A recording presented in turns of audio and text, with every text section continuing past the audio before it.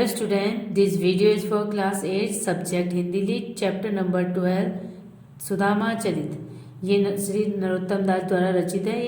इसमें पहली पंक्ति है, पहला है शीस पगाना जगह तन में प्रभु जाने को आही बसे कहीं ग्रामा। तो इसमें कवि ने सुदामा की दीन दशा का वर्णन करते हुए कहा है कि द्वारपाल सुदामा का हाल सुनकर श्री कृष्ण को उसकी दशा के बारे में बताते हैं। अब देखिए, शीस पगाना जगह तन में प्रभु जाने को आही बसे कहीं ग्रामा। तो इस द्वारपाल कह रहे हैं प्रभु से, श्री कृष्ण कह रहे हैं कि द्वार पर एक निर्धन गरीब व्यक्ति आया है, ठीक है। शीस पगाना जगह तन में, ना ही उसके तन में क्या है, सिर पर पगड़ी है और ना ही तन में कोई कपड़ा है। जाने को आही बसे कहीं ग्रामा, पता नहीं कहाँ से और किस गांव से आया है। धोती फटी सी लटी दुपट्टी अरुपाए उपानह को नहीं सामा।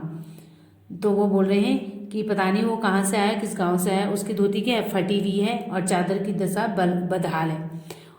उसके पैरों में क्या है, जूते तक नहीं है। उसकी दशा बहुत दयनीय है। द्वारपाल कह रहे हैं, ठीक है। द्वार खड़ो तुझ दुर्बल एक, रहियो चकिसो वसुधा अभिरामा। पूछत दीन दयाल का उधाम, बतावत अपनो नाम सुदामा।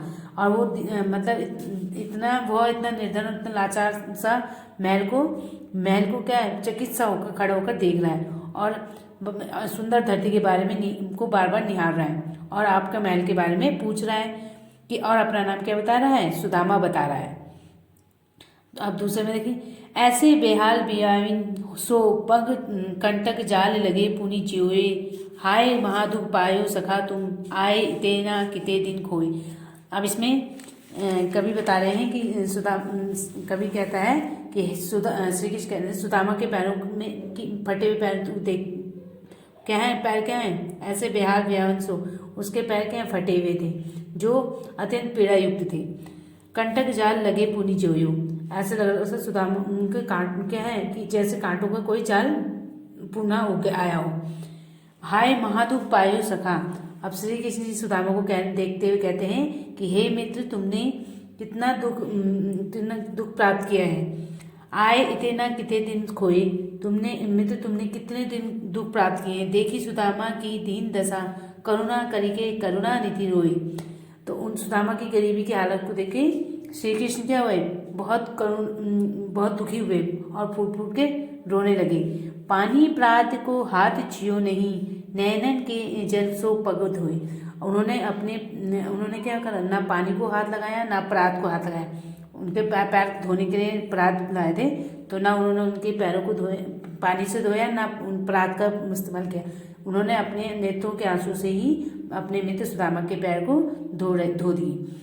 पछु भाभी हमको दियो, सो तुम काहे ना देत, चापी पोटरी काग में रहे कहो कही हेतु। अब इसमें कह रहे हैं श्री कृष्ण, कछु भाभी हमको दियो, कि कृष्ण अपने सखा सुदामा से कहते हैं कि भाभी ने हमारे लिए कुछ दिया होगा। सो तुम कहे न दे, तुम मुझे क्यों नहीं देते हो। चापी पोटरी काग में रहे कही हेतु, तुमने ये मतलब तुमने भाभी ने तो मुझे कुछ दिया होगा, तुम मुझे क्यों नहीं दे रहे हो। ये अपनी पोटली को तुमने क्यों छुपा रखा है, अपने काग में क्यों, पोटली को बगल में क्यों दबा रखा है, किस लिए बैठे हो यहाँ पे, किस लिए बैठे हो छुपा के। आगे चना गुरु मात देते, लये तुम चाबी हमें नहीं दीने। तो इसमें बता रहे हैं कि कृष्ण अपने मित्र सुदामा से कहते हैं कि मित्र, तुमने बचपन में भी इसी तरह वस्तुओं के देने में आनाकानी की थी। आगे चना गुरु मात देते, लये तुम चाबी हमें नहीं देने। गुरु आश्रम में भी जब वो आश्रम में पढ़ते थे तो गुरु माता ने हम दोनों को क्या दिए थे, चने दिए थे, ठीक है, और जिसे तुम अकेले ही चबा गए थे। श्याम कहो मुस्काए सुदामा सो, चोरी की बान में हो जो परवीने।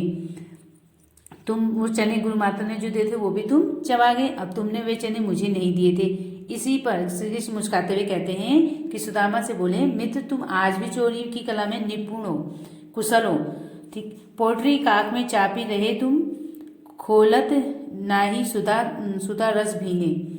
तुम क्या पोटली को लगातार अपनी काक में दबाए हुए हो और अमृत से युक्त पोटली को क्यों नहीं खोल रहे हो। पाछली बानी अजो ना तजो तुम, तेसे ही भाभी के तंदुल किन्हे। तुमने तो ये पोटली अभी भी छुपा रखी है, तुम पिछली बार की तरह इस बार भाभी के चावलों के साथ नहीं कर सकते।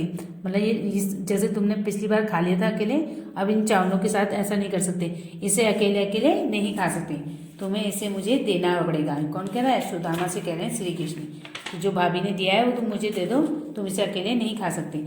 नेक्स्ट देखिए, वह पुलकनी वह उठी मिलनी, वह आदर की बात, वह पटवनी गोपाल की कछु न जानी जात। अब इसमें कवि सुदामा की मनोदशा का वर्णन करते हुए कहते हैं, सुदामा कहते हैं अपने घर वापस जाते हैं, वे मन ही मन बीते हुए पलों को याद करके सोचते हैं कि श्री कृष्ण द्वारा प्रसन्न होकर मिलना, आदर और सम्मान पूर्वक बातें करना कितना आनंददायक फल था। ठीक है, वह उन पटनवी गोपाल की कछु न जानी जात। श्री कृष्ण द्वारा जी जाने वाली विदाई को याद कर मन ही मन वह सोचता है कि वे पल थे जिन्हें व्यक्त कर पाना अत्यंत कठिन था।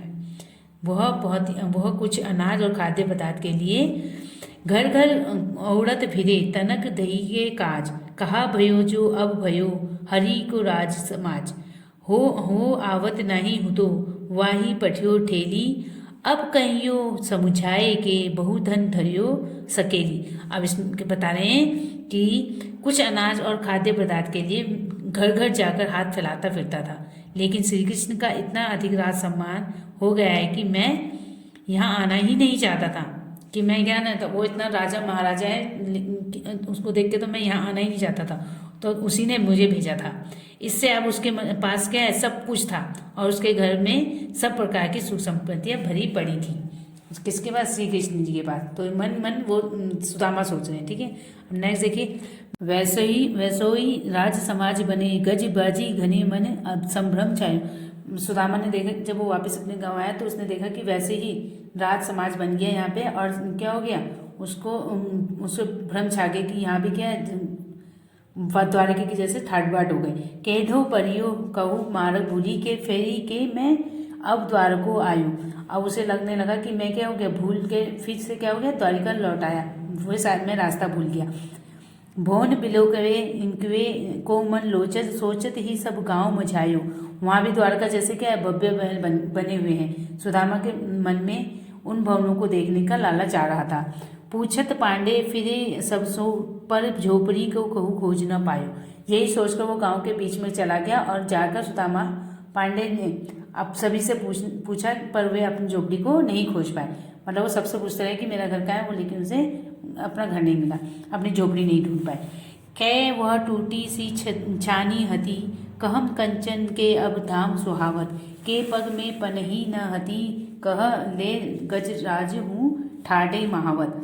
अब इसमें भगवान श्री कृष्ण की दयालुता का चित्रण करते हुए बताया गया है कि सुदामा की टूटी फूटी घास की झोपड़ी को क्या हुआ करती थी, वहाँ सोने का सुंदर महल बन गया। ठीक है, और वहाँ सोने के सुंदर महल बनने के पैरों में क्या है, कभी जूते नहीं होता था, आज उसके लिए महावत हाथी खड़े थे। भूमि कठोर पे रात कटे, कह कोमल सहज पे नींद न आवत, के जुरतो नहीं कोदो सवा, प्रभु के प्रताप ते दाख न भावत। अब देखो, जो सारी रात भूमि पर सोकर बिता दिया करते थे, भूमि कठोर पे रात कटे, कह कोमल सेज पे नींद न आवत, तो अब कोमल सेज पे नींद नहीं आती है।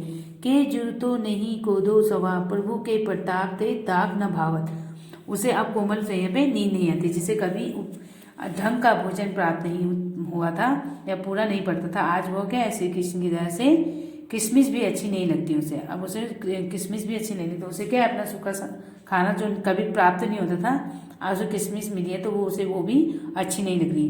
तो इसी के साथ हमारा ये चैप्टर यहीं पे खत्म होता है। Thank you. अगर वीडियो अच्छी लगी तो वीडियो को लाइक करें, शेयर करें, चैनल को सब्सक्राइब करें।